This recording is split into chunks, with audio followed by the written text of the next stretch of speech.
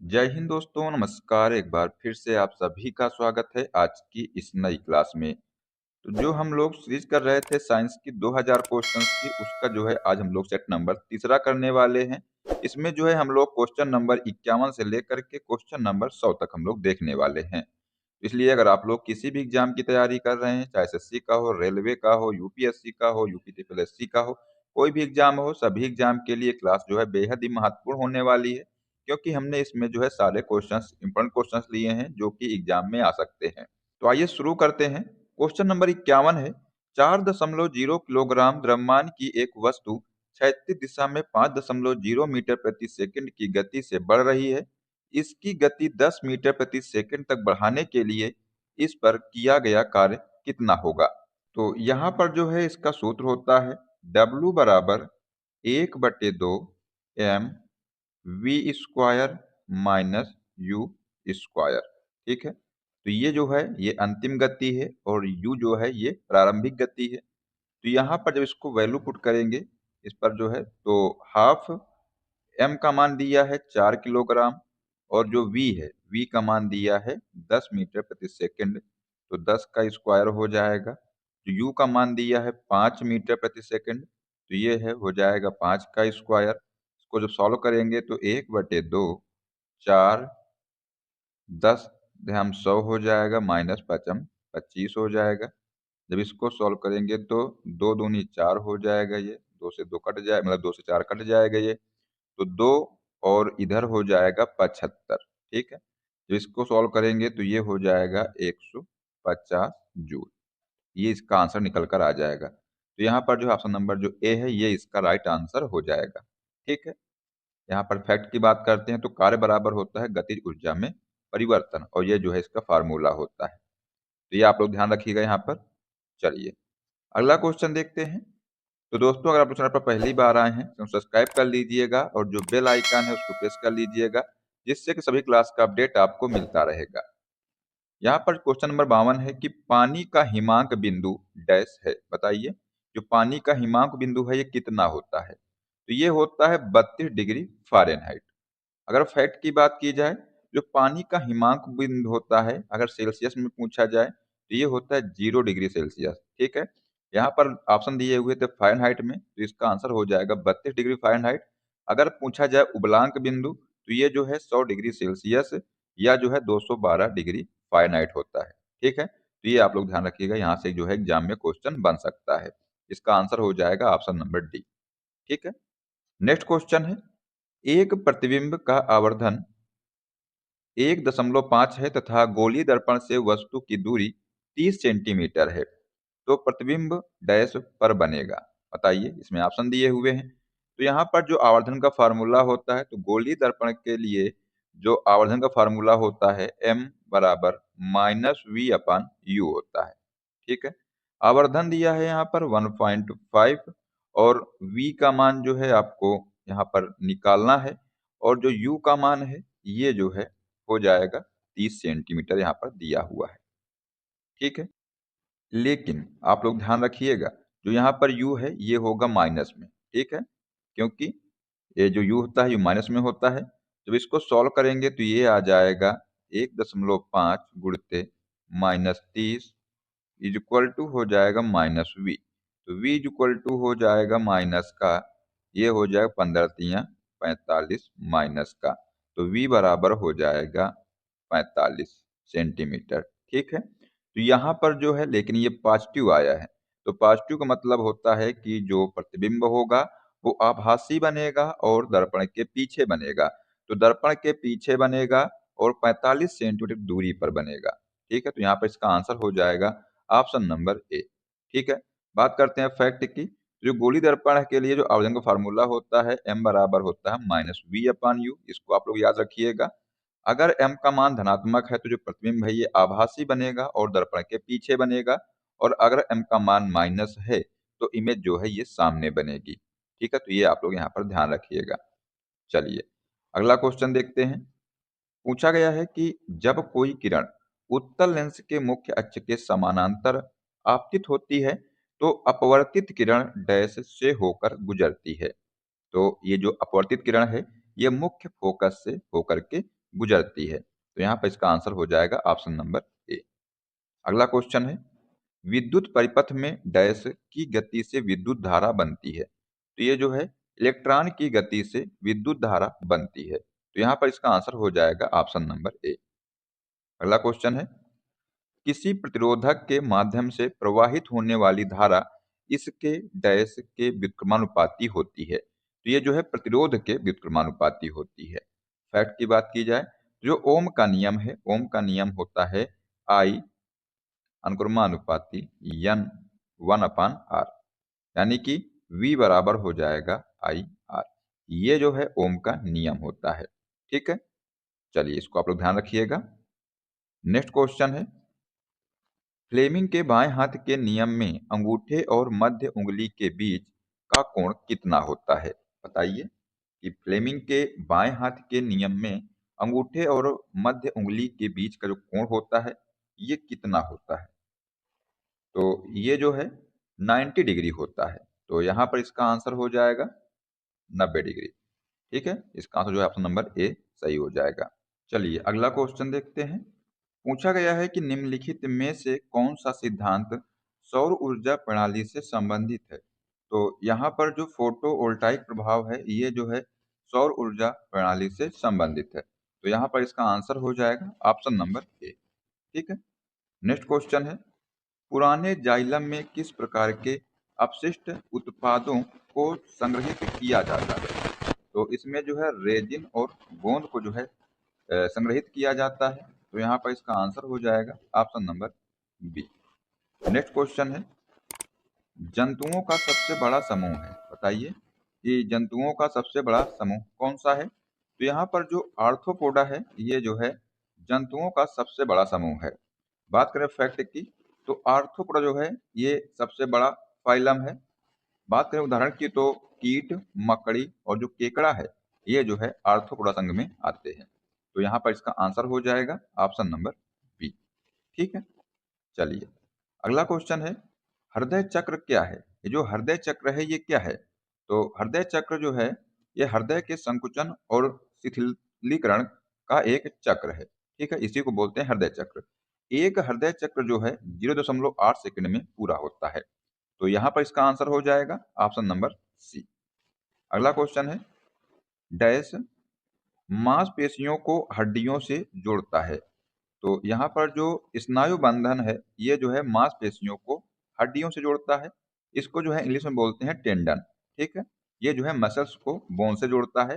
अगर बात की जाए लिगामेंट की, इसको आप लोग याद करिएगा, एग्जाम में आ सकता है। तो लिगामेंट है ये जो है बोन यानी जो हड्डी है, हड्डी को हड्डी से जोड़ता है। ठीक है, तो इसको आप लोग ध्यान रखिएगा। यहाँ पर इसका आंसर हो जाएगा option number D. Next question है, कौन सा विटामिन रक्त का थक्का जमने में सहायक होता है? तो ये जो विटामिन के है ये जो है रक्त का थक्का जमने में सहायक होता है। तो यहाँ पर जो है इसका आंसर हो जाएगा ऑप्शन नंबर बी। अगला क्वेश्चन देखते हैं, जीका वायरस डैश द्वारा फैलता है, बताइए कि जो जीका वायरस है ये जो है किसके द्वारा फैलता है? तो ये जो है मच्छर के द्वारा फैलता है। ठीक है, जीका, डेंगू और जो चिकनगुनिया है ये जो है एडीज मॉस्किटो के द्वारा फैलते हैं। तो यहाँ पर जो इसका आंसर हो जाएगा ऑप्शन नंबर ए। अगला क्वेश्चन है, बाबुल के वृक्ष जैसे, इसको बबूल बोलते हैं, बाबुल नहीं बबूल है। ठीक है, तो बबूल के वृक्ष जैसे विभिन्न प्रकार के वृक्षों द्वारा उत्पादित गोंद है। तो इन पौधों का अपशिष्ट उत्पाद, बात की जाए जो गम है यानी जो गोंद है, गोंद को क्या कहते हैं? तो ये जो है प्लांट वेस्ट प्रोडक्ट है। ठीक है, मतलब पौधे का जो है वेस्ट प्रोडक्ट जो है इसे वो गोंद कहते हैं, मतलब गम कहते हैं। तो यहाँ पर जो है इसका आंसर हो जाएगा ऑप्शन नंबर ए। अगला क्वेश्चन है, प्रकाश संश्लेषण में जो है ग्लूकोज का निर्माण किस चरण में होता है?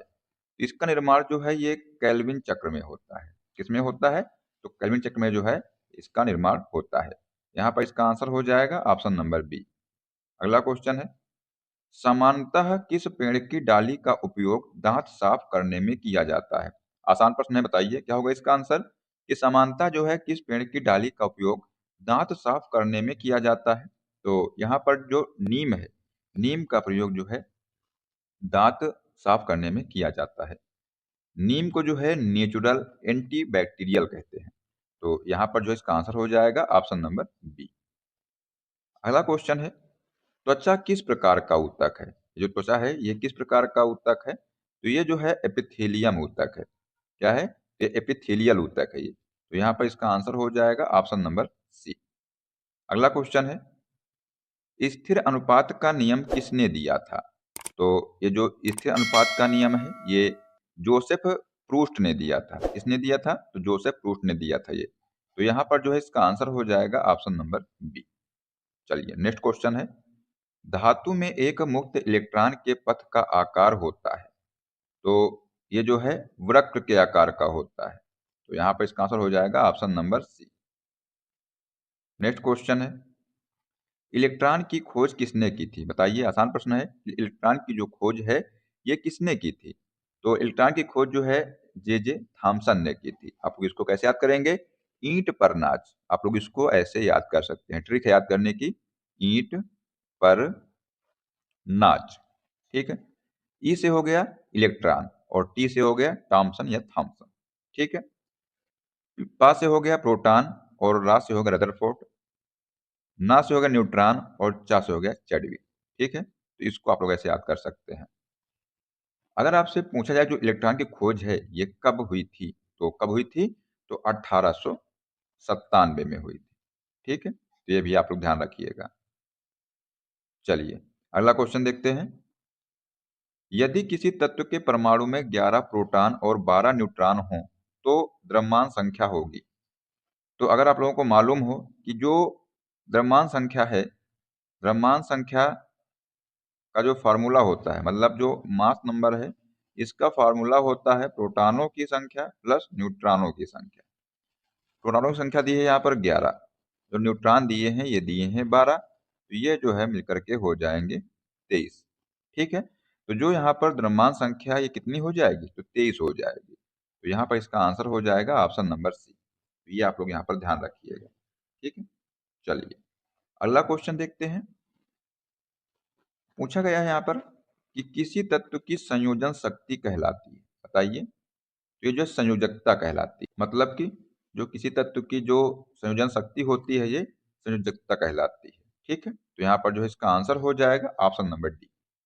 नेक्स्ट क्वेश्चन है, लिटमस एक प्राकृतिक सूचक है जिसे डैश से प्राप्त किया जाता है।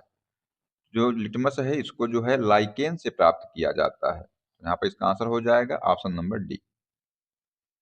अगला क्वेश्चन है, एल्केन का सामान्य सूत्र है। बताइए, ये एग्जाम में कई बार क्वेश्चन पूछा गया है।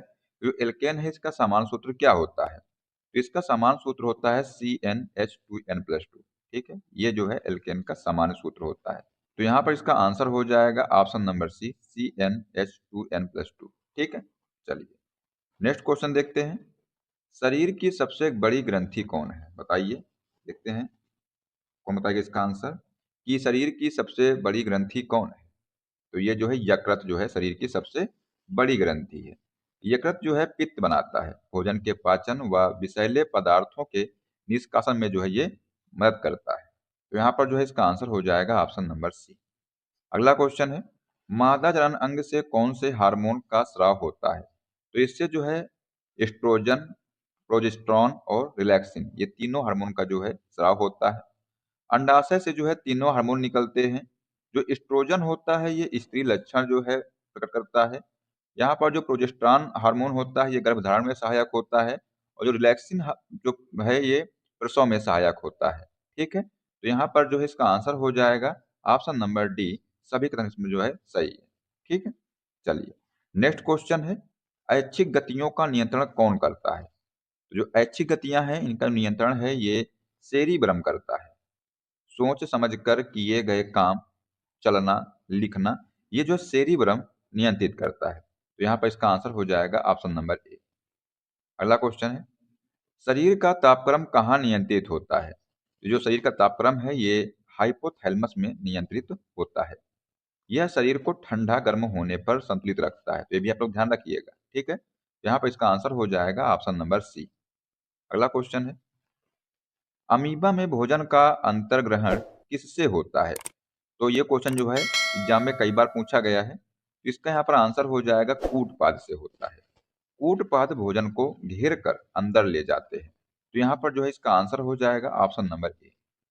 नेक्स्ट क्वेश्चन है, लार में पाया जाने वाला एंजाइम कौन सा है? तो ये जो है टाइलिन है। ठीक है, यह स्टार्च को शर्करा में बदलता है। तो ये भी आप लोग ध्यान रखिएगा। तो यहाँ पर इसका आंसर हो जाएगा option number C. Next question देखते हैं। पूछा गया है कि श्वास लेने छोड़ने की प्रक्रिया क्या कहलाती है? तो ये जो है श्वासोच्छ्वास कहलाती है। ठीक है, तो यहाँ पर जो है इसका आंसर हो जाएगा ऑप्शन नंबर बी।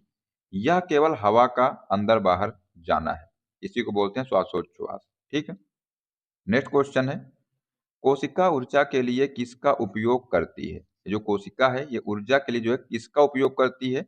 यह ग्लूकोज का उपयोग करती है। तो यहाँ पर जो है इसका आंसर हो जाएगा ऑप्शन नंबर बी। ग्लूकोज जो है टूट करके एटीपी बनाता है, तो आप लोग ध्यान रखिएगा। नेक्स्ट क्वेश्चन है, पौधों में ऑक्सीजन की किस प्रक्रिया से अंदर जाती है? ये आपसे पूछा गया है कि पौधों में जो है ऑक्सीजन किस प्रक्रिया से अंदर जाती है? तो ये विसरण से जो है ये अंदर जाती है, विसरण प्रक्रिया से। गैसें अधिक सांद्रता से कम की ओर जाती हैं। मतलब जो गैसें होती हैं ये अधिक सांद्रता से, मतलब जो गैसें हैं ये अधिक सांद्रता से कम सांद्रता की ओर जाती हैं। तो यहाँ पर जो है इसका आंसर हो जाएगा ऑप्शन नंबर बी। ठीक है, चलिए अगला क्वेश्चन है, श्वसन में खाद्य पदार्थों की परिणति क्या होती है? बताइए कि श्वसन में जो है खाद्य पदार्थों की परिणति है ये क्या होती है? तो ये जो विघटन होती है, इसको जो है विघटन कहते हैं। जटिल भोजन टूटकर ऊर्जा देता है। तो यहाँ पर जो है इसका आंसर हो जाएगा ऑप्शन नंबर ए। ठीक है, नेक्स्ट क्वेश्चन है, पौधों में भोजन का परिवहन किस रूप में होता है? बताइए। तो पौधों में जो है भोजन का जो परिवहन है ये सुक्रोज के रूप में होता है। सुक्रोज घुलनशील होने से आसानी से जाता है। ठीक है, तो यहाँ पर जो है इसका आंसर हो जाएगा option number C. Next question देखते हैं, सामान्य रक्तचाप कितना होता है? तो ये जो सामान्य रक्तचाप है ये 120/80 होता है। इससे अधिक जो है बीपी असामान्य माना जाता है। तो यहाँ पर जो इसका आंसर हो जाएगा ऑप्शन नंबर बी। अगला क्वेश्चन है, मस्तिष्क की सबसे बाहरी झिल्ली कौन सी है? तो यहाँ पर जो ड्यूरामीटर है ये जो है मस्तिष्क की सबसे बाहरी झिल्ली है। यह मस्तिष्क को सुरक्षा देती है, ये आप लोग ध्यान रखिएगा। तो यहाँ पर जो इसका आंसर हो जाएगा ऑप्शन नंबर सी। चलिए नेक्स्ट क्वेश्चन है, सूंघने की क्षमता कौन नियंत्रित करता है? तो ये जो है घ्राणेन्द्रिय पाली जो है ये नियंत्रित करता है। तो यहाँ पर जो इसका आंसर हो जाएगा ऑप्शन नंबर बी। गंध की पहचान जो है यहीं से होती है। ठीक है, तो ये आप लोग ध्यान रखिएगा। नेक्स्ट क्वेश्चन है, बुद्धि व चतुराई का केंद्र है। बताइए कि बुद्धि व चतुराई का केंद्र कौन सा है? तो यहाँ पर जो सेरिब्रम है ये जो है बुद्धि और चतुराई का केंद्र है। सोच स्मृति निर्णय से जुड़ा है। ठीक है, ये आप लोग ध्यान रखिएगा। यहाँ पर इसका आंसर हो जाएगा ऑप्शन नंबर सी। अगला क्वेश्चन है, रक्त में ग्लूकोज नियंत्रित करता है। तो ये जो इंसुलिन है ये जो है रक्त में ग्लूकोज नियंत्रित करता है। यहाँ पर इसका आंसर हो जाएगा ऑप्शन नंबर डी। अगला क्वेश्चन है, ऑक्सीजन क्या है? बताइए जो ऑक्सीजन है ये क्या है? तो ऑक्सीजन जो है ये एंजाइम है। क्या है? एंजाइम है ये। यह ऑक्सीकरण में मदद करती है। ठीक है, यहाँ पर इसका आंसर हो जाएगा ऑप्शन नंबर सी। अगला क्वेश्चन है, जैव प्रक्रम में क्या क्या आते हैं? बताइए जो जैव प्रक्रम है इसमें क्या क्या आते हैं? तो जैव प्रक्रम में जो है ये पोषण, उत्सर्जन और श्वसन ये सभी आते हैं। ठीक है, जीवित रहने के लिए जो है सभी आवश्यक है यहाँ पर। तो यहाँ पर जो इसका आंसर हो जाएगा option number D. Next question है, गोबर छत्ता किस प्रकार का जीव है? जो गोबर छत्ता है ये किस प्रकार का जीव है? तो ये जो है मृत जीवी है। ठीक है, मृत पदार्थों से पोषण लेते हैं। ठीक है, ये जो है जो मृत जीवी हैं ये जो है मृत पदार्थों से पोषण लेते हैं। तो यहाँ पर जो इसका आंसर हो जाएगा ऑप्शन नंबर सी। चलिए नेक्स्ट क्वेश्चन देखते हैं, वायुमंडल में CO2 की मात्रा कितनी है? बताइए कि वायुमंडल में जो है CO2 की मात्रा कितनी है? तो ये जो है 0.03% है। ठीक है, यह जो है प्रकाश संश्लेषण के लिए जरूरी है। ये भी आप लोग ध्यान रखिएगा। यहाँ पर जो है इसका आंसर हो जाएगा option number D. Next question है, छाया में उगने वाले पौधे कहलाते हैं। तो ये जो है सियोकाइट्स कहलाते हैं। तो यहाँ पर जो है इसका आंसर हो जाएगा ऑप्शन नंबर सी। कम प्रकाश में भी ये बढ़ते हैं, ठीक है। ये जो सियोकाइट्स होते हैं, ये जो है कम प्रकाश में भी बढ़ते हैं। तो यहाँ पर जो इसका आंसर हो जाएगा ऑप्शन नंबर सी। चलिए नेक्स्ट क्वेश्चन है, मनुष्य का मुख्य श्वसन अंग कौन सा है? तो यहाँ पर जो फेफड़ा है, ये जो है मनुष्य का मुख्य श्वसन अंग है, ठीक है।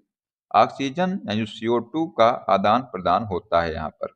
यहाँ पर जो है ऑक्सीजन मतलब O2 और CO2 का आदान प्रदान होता है। तो यहाँ पर इसका आंसर हो जाएगा ऑप्शन नंबर ए। अगला क्वेश्चन है कि श्वसन तंत्र की बीमारी कौन सी है? बताइए, ये जो श्वसन तंत्र है इसकी बीमारी कौन सी है?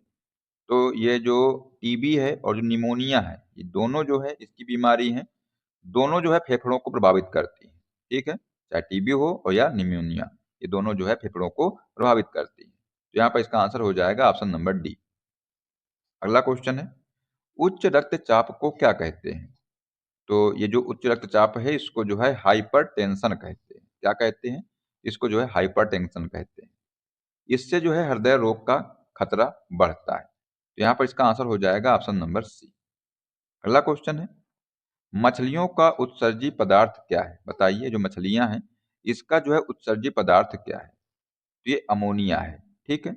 पानी में जो अमोनिया है ये तुरंत घुल जाता है, तो ये आप लोग ध्यान रखिएगा। तो यहाँ पर जो है इसका आंसर हो जाएगा ऑप्शन नंबर डी, ठीक है। तो ये हमने जो है आपको 100 क्वेश्चन करा दिए हैं, आप लोग इनको अच्छे से तैयार कर लीजिएगा।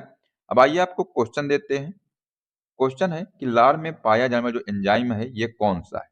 ऑप्शन है पेप्सिन, ट्रिप्सिन, टाइलिन या काइमोट्रिप्सिन। इसका जो आंसर है बताइए आप लोग कमेंट बॉक्स में क्या होगा। देखते हैं कितने बच्चे जो है इसका सही जवाब दे पाते हैं। तो आज के बस इतना ही। आशा करते हैं कि आप क्लास पसंद आई होगी, और अगर आपको क्लास पसंद आई तो उसको लाइक कर दीजिएगा, साथ में अपने दोस्तों को शेयर कर दीजिएगा। और अगर आप लोग चैनल पर पहली बार आए हैं तो सब्सक्राइब कर लीजिएगा और जो बेल आइकन है उसको प्रेस कर लीजिएगा, जिससे कि सभी क्लास का अपडेट आपको मिलता रहेगा। मिलते हैं नेक्स्ट क्लास में। जय हिंद, जय भारत, वंदे मातरम।